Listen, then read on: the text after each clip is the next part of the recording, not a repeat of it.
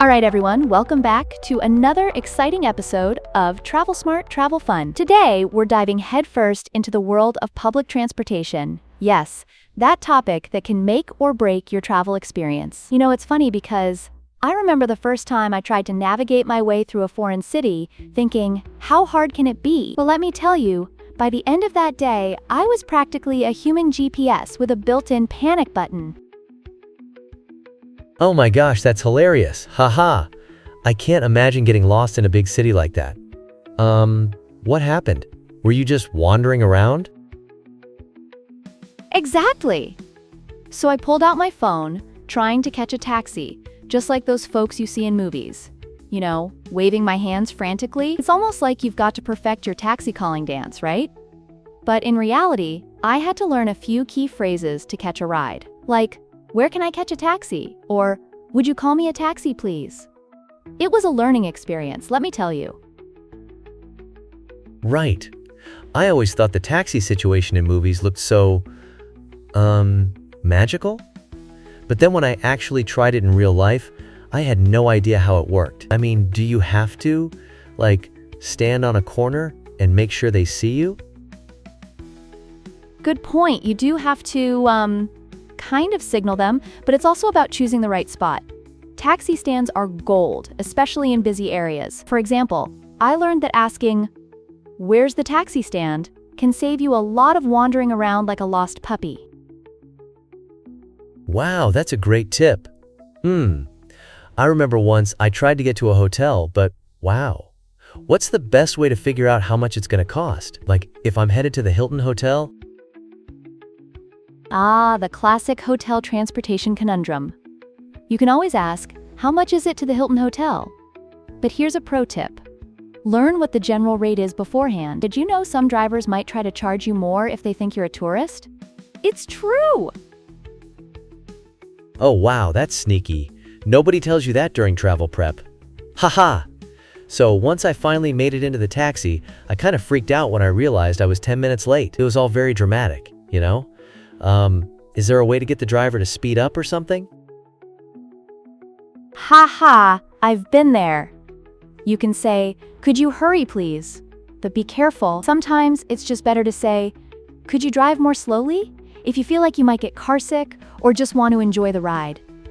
It's all about the balance, right? You want to get to your destination, but also not feel like you're on a roller coaster. Ooh, that's true. So, let's say I'm on the bus instead. How do I even know where to get off? Like, what if I need to remember to say, could you tell me when we're at West Park? Right on. Knowing where to stop is essential. And if you're in doubt, don't hesitate to ask, how long does it take to get to West Park from here? Trust me, a little foresight goes a long way. And when you do get to your stop, saying, I'll get off at the next stop, can really help the driver remember you. Haha, I've got to remember all of this. So, moving on to trains. What if I'm trying to find 2 tickets to Seattle? It all feels so, complicated. It can be, but just like you said, the key is to break it down. Just walk up and confidently say, 2 tickets to Seattle, please. Make sure to check if there are any express trains. Those are a game changer.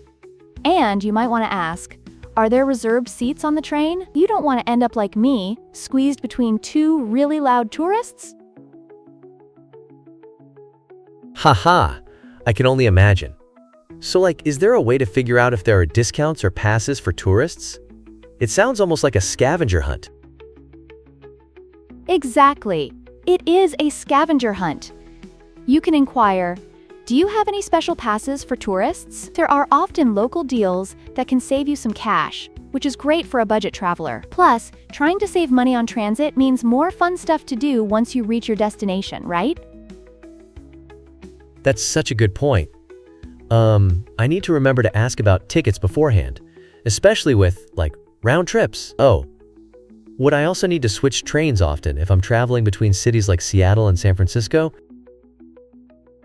It really depends on your route. You might ask, do I have to change trains to go to Seattle? It's worth checking because you can sometimes snag a direct line. Plus, knowing which platform to get to can cut down on a lot of running around. Always check. Which platform does the train for West Park leave from? Okay, wow. And then how also do you figure out which gate to take when I need to get somewhere big, like Central Park? Great eye for detail. Something simple like, which gate is convenient to get to Central Park, can make all the difference. Directions can seem overwhelming, but you just have to break it down, one question at a time. It's like navigating through a maze. You take it step by step, right? Haha, totally like a maze. Or maybe a video game. I love this. I'm feeling way more prepared already. That's what it's all about. Travel confidently and enjoy the journey as much as the destination. Laughs. Yes! I can't wait to try all of this out. And remember, everyone, embrace the adventure and don't hesitate to reach out if you need tips or stories from the road. Totally. I feel like I could take on any city now. All right, let's hit the ground running.